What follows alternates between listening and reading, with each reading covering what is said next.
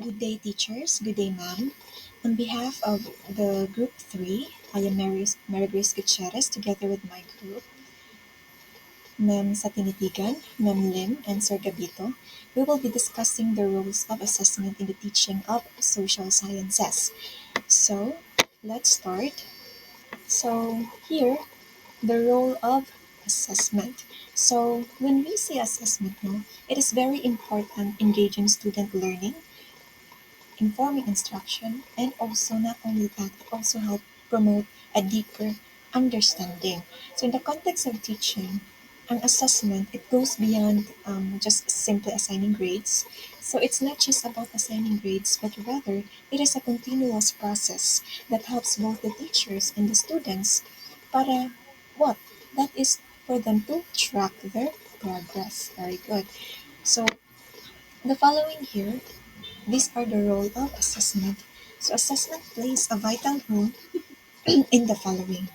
So first we have here measuring student learning. So it reveals how well students grasp key concepts, skills, and knowledge. So in other words, this allows teachers to identify areas where students excel. Now they will identify which areas that the students can display their abilities, their strengths, and also it helps teacher to identify the weaknesses of the students, no, their areas that needs improvement, the areas that needs improvement. And that is for the teacher to provide more support to efficiently inculcate learning sa ilang mga students. And secondly, we have here informing instruction. So assessment data helps teacher tailor their teaching methods and resources to better meet individual students' needs. So in other words, imagine a class struggling with, for example, a math concept. So the results of the assessment can prompt the teacher to introduce alternative explanations, or they can also provide more practice problems in order for the students to achieve a comprehensive understanding about the concept that they are tackling, the concept that they are discussing, and that is to make sure that the students now are learning, to make sure that learning is taking place. Okay. Next, we have here promoting active learning. So well-designed assessments encourage students to go beyond rote memorization. So in other words, students here, they were not only considered as passive learners, but they are, yes, it helps foster students' active learning. So, engaging students in critical thinking, analysis, and problem-solving skills, these are considered as the one para maka-encourage of active learning to students. So when we say active learning, it is what? Very good. That is to involve students in the teaching and learning process. They are not only a passive listeners, but they are also an active learners who are involved. No, they are involved throughout the discussion. So with that, it fosters deeper understanding and also ilang engagement with the subject matter. Okay, and next we have here setting learning goals. So this is one of the role of assessment. That is to set learning goals. So clear assessment criteria communicate learning expectation to students because as we all know, diba, that it is very important for giving, no, for setting a learning goals in which the students can identify what are expected of them to do after the end of a lesson or after the end of discussion. So in setting a learning goals, um, you should also make sure, no, that the students understand what skills and knowledge are being assessed, and that by setting a learning goals, you can, yes, make it possible na masabtan sa students what are the skills, knowledge that are being assessed, in which it helps them para makafocus sila sa ilang learning efforts that reflects to what is expected of them to learn. And lastly, we have providing feedback. So assessment provides valuable feedback for both students and teachers. Okay, so with this, no, students can see their strengths And not only they can identify their strengths, their abilities, kung asa sila mas maayo, but they can also identify those weaknesses that they have, no? Those areas that needs improvement, in which as they identify the strength and weaknesses, the teacher also can adjust their instruction to address those mga weaknesses in our students. So teachers can make use of alternative strategies, alternative methods in which they can provide supplementary discussion or explanations or other nga mga ways in order for the students to achieve that comprehensive understanding. Okay?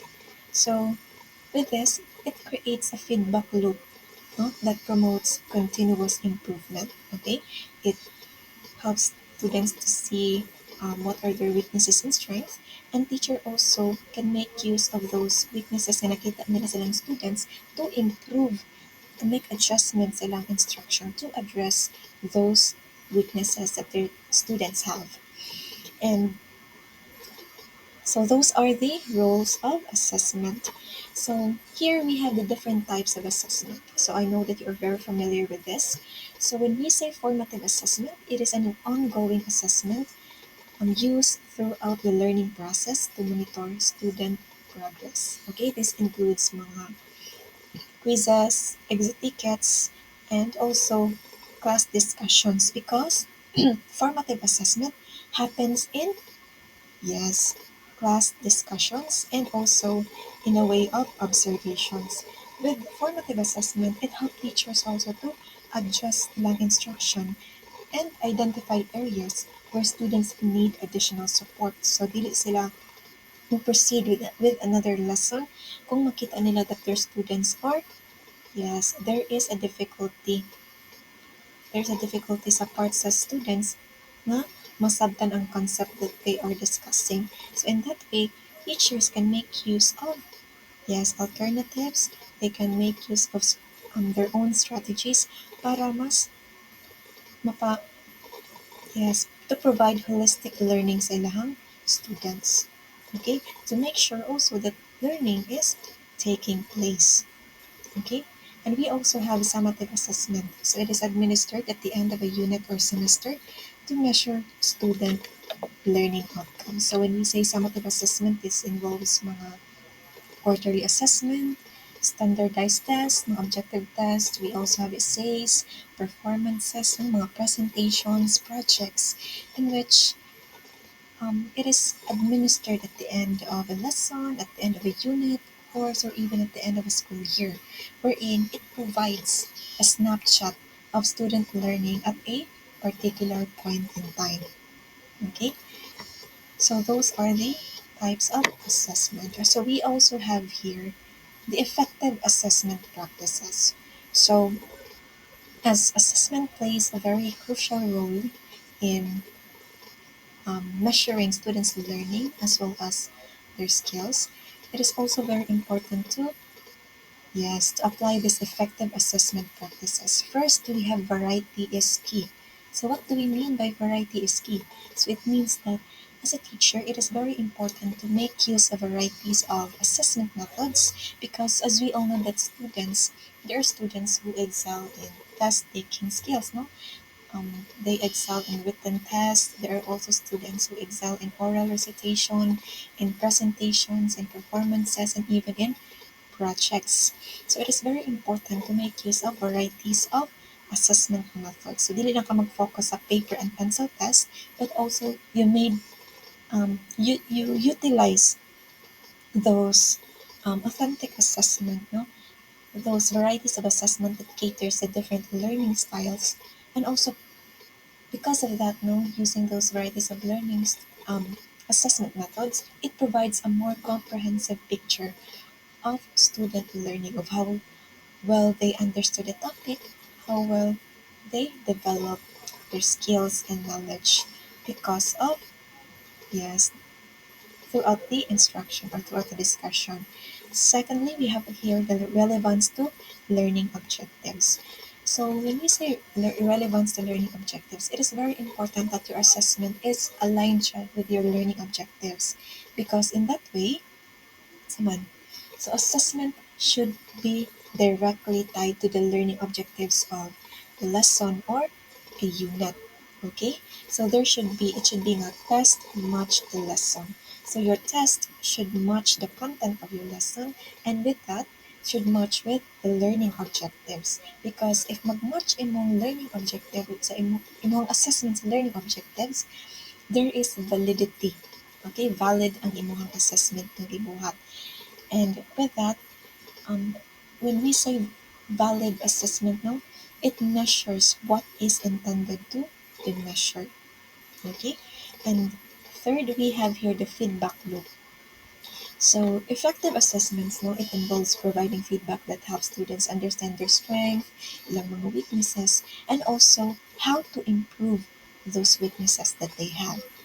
Okay, and we also have your self-assessment. So in self-assessment, as a teacher, no, you should also encourage your students to, yes, to assess nila ng kagalingon, because it help foster, no, makatabang siya to foster self-awareness, and for the students to have a sense of ownership over their learning. Okay, that they can reflect asa sila dapat kita mag-focus, because that particular areas dapat nila improve, and these areas dapat sa nila ni i-focus to also improve, and to, yes, to improve the skills and knowledge that they have. Okay, so to conclude, assessment, as we all know, is a powerful tool for promoting student learning and also a successful classroom environment.